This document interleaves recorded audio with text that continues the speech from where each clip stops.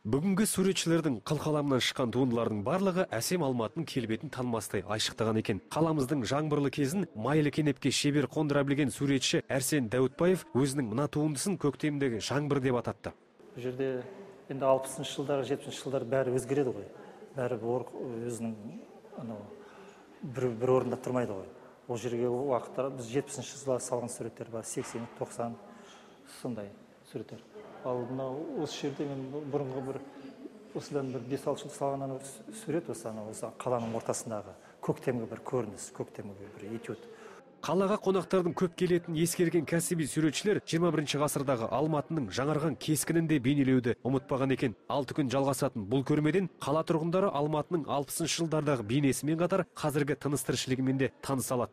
Өздерінің шығармаларына арқау ретінде, тақырып ретінде Алматының әсемдігін, Алматының көркем архитектурасы және мына біздің табиғат, Алматының қоршаған Алатау, міне осының барлығы суретшілерге әр уақытта талантына үлес қосып келе жатқан тақырып.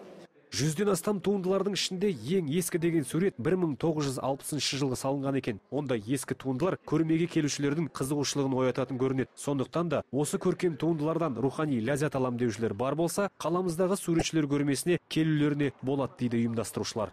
Самат Нұрланбекұлы, Жүсіп Дәулетов, Алматы телеарнасы.